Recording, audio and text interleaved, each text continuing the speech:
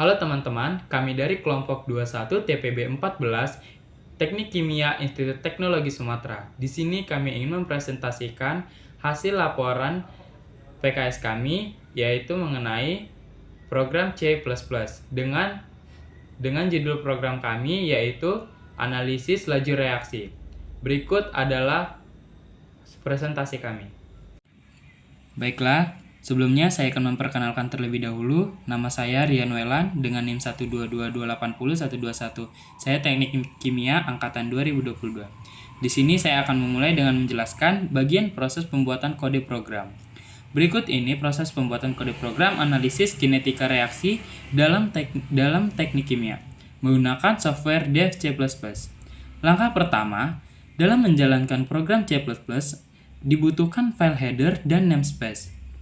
Hashtag include merupakan sebuah prosesor direktif yang digunakan untuk membaca file yang dinamakan file judul atau header file, seperti IOStream, SonioH, StudioH, Windows H, MathH, dan StrandH, yang merupakan standar library dari C++. Pada program ini digunakan hashtag include IOStream sebagai file headernya, yang berhubungan dengan perintah masukan atau input berupa cin, keluaran atau output berupa code, dan fungsi-fungsi IOStream lainnya yang digunakan dalam program.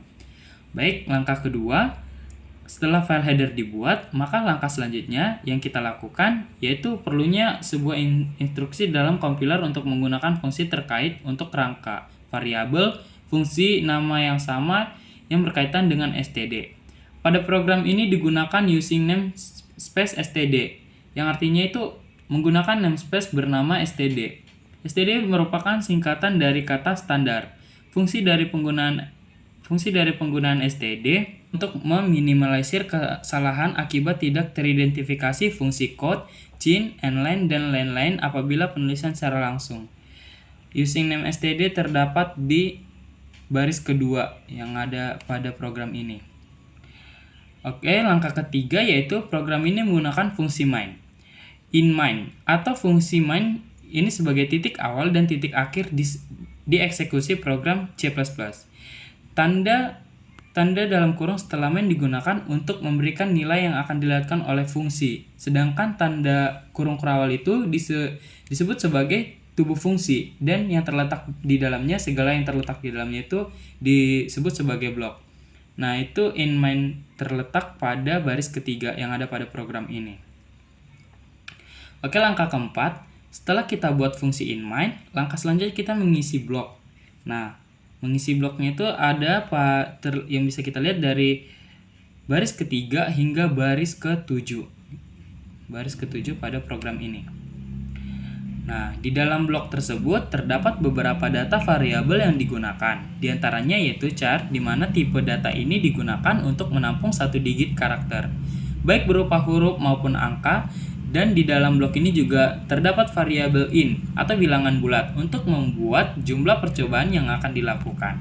Dan variabel yang digunakan adalah float, di mana float ini berfungsi untuk melakukan floating point data serta angka untuk eksponensial atau nilai desimal. Baik, saya akan menjelaskan langkah-langkah selanjutnya. Sebelumnya, izinkan saya memperkenalkan diri. Nama saya Niko Hendro Solon Pasaribu dari Teknik Kimia Angkatan 22 dengan NIM 122-80129. Langkah yang kelima pada baris ke-8 sampai baris ke-19 yaitu terdapat code yang berisi perkenalan dan kata sambutan dari si pembuat program sebagai introduce program. Code merupakan instruksi atau perintah untuk mencetak hasil ke output atau ke layar. Dapat dilihat setelah kata code diikuti dengan tanda kurung siku-siku 2 kali. Lalu untuk menampilkan kata atau kalimat langsung dapat ditambahkan di dalam tanda kutip 2. Sebagai alternatif penulisan agar pindah baris adalah menggunakan ENDL atau end of line. Pada baris ke-23 hingga ke-35 menggunakan struktur pengulangan for untuk melakukan pengeksekusian beberapa pernyataan secara berulang-ulang. Selanjutnya, di baris ke-25 terdapat instruksi CHIN atau masukan agar user dapat menginputkan waktu yang diinginkan. Dan di baris ke-28 yaitu berupa CHIN atau masukan agar user dapat menginputkan konsentrasi yang diinginkan. Dan pada baris ke-41 terdapat code atau keluaran untuk menampilkan nilai laju reaksinya. Selanjutnya, setelah kita telah melakukan perulangan for untuk menjalankan program memasukkan waktu dan konsentrasinya, pada baris ke-44 sampai 55 ini menggunakan percabangan kondisi if dan else if. Kondisi ini tersebut merupakan sebuah struktur logika program yang diperoleh dengan cara menyambung beberapa perintah if-else menjadi sebuah kesatuan. Dalam kondisi if, terdapat juga bentuk if bersarang atau nest if. Bentuk ini digunakan untuk pemilihan pernyataan dari sejumlah kemungkinan tindakan. Else if berarti sebuah pilihan selain if dan else. Kondisi ini dibutuhkan jika ingin membuat pernyataan lagi. Penyeleksinya dilakukan secara bertingkat. Lalu, langkah yang ke-8, pada baris ke-57 sampai ke-83 merupakan sebuah perintah di mana ada code yang memerintah ingin kembali ke menu ya atau tidak. Jika pengguna menekan ya dengan dilambangkan di sini pada program ini dengan lambang Y, maka perulang if akan kembali meminta untuk memasukkan waktu dan konsentrasinya. Namun, jika si pengguna menekan tidak dengan dilambangkan N, maka fungsi else akan memunculkan instruksi terima kasih sudah menggunakan program ini. Lalu fungsi return di sana, yang ini, akan mengakhiri eksekusi dari program tersebut. Selanjutnya saya akan membahas tentang cara penggunaan program analisis laju reaksi dengan kode C++. Sebelumnya izin perkenalkan diri, nama saya Septian Christophorus Yotang, saya dari Teknik Kimia tahun 2022. Ya, langsung saja cara yang pertama ialah ketika ingin mengoperasikan program analisis laju reaksi, langkah pertamanya adalah dengan mengklik menu execute yang ini dan klik bagian compile and run, atau Anda dapat menekan tombol F11 pada keyboard. Setelah menekan tanda compile and run, software dev C++ akan menghasilkan berikut. Kita tunggu beberapa saat.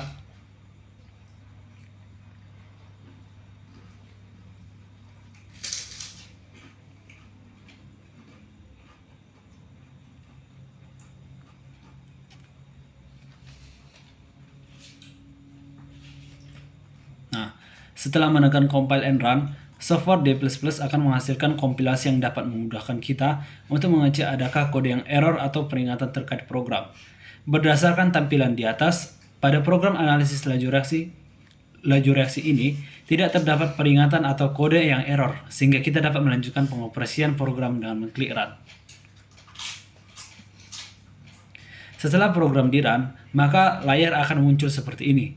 Pada awal program akan ditampilkan identitas pembuat program dan perkenalan dari program tersebut.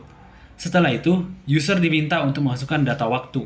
Kita masukkan misalnya 0,05 sekon. Nah, kita tekan enter dan program akan meminta data masukkan konsentrasi yang pertama. Nah, kita masukkan konsentrasi pertama setelah 0,05 sekon, yaitu kita misalkan 0,1 molar. Kita tekan enter sehingga muncul perintah untuk masukkan waktu yang kedua. Kita misalkan waktu yang kedua ialah 0,1 sekon. Program akan meminta konsentrasi yang kedua. Nah, konsentrasi kedua ini adalah konsentrasi setelah waktunya 0,1 sekon. Kita misalkan konsentrasi keduanya ialah 0,5 molar. Program akan meminta waktu yang ketiga. yaitu kita misalkan waktu yang ketiganya ialah waktunya ialah 1 sekon. Kita misalkan aja 0,5 sekon. Nah, setelah itu kita tekan enter dan program akan meminta waktu konsentrasi yang dihasilkan pada waktu 0,5 sekon. Kita misalkan konsentrasi yang dihasilkan adalah 1 molar. Kita tekan enter dan nilai laju reaksi yang didapat adalah 1,25 molar per sekon. Dengan analisis laju reaksi ialah reaksi sedang.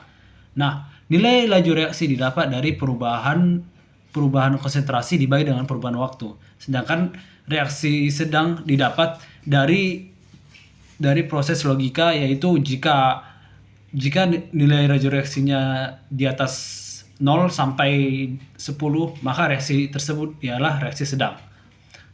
Nah, setelah itu muncul perintah ialah kembali ke menu atau kembali ke menu. Kita diminta untuk memilih ya atau tidak. Seandainya kita memilih ya, maka kita akan diminta untuk memasukkan data waktu yang pertama. Jika kita memilih tidak, maka layar akan memunculkan seperti berikut. Nah, sekian dari cara penggunaan program analisis laju reaksi. Saya ucapkan terima kasih.